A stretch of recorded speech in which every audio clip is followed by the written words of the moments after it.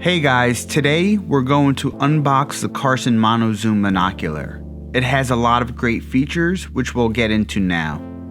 Upon opening the box, the first thing we see is the neck strap. Next we'll take out the microfiber cloth for lens cleaning.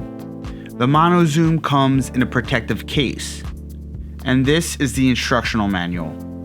Let's take out the monocular.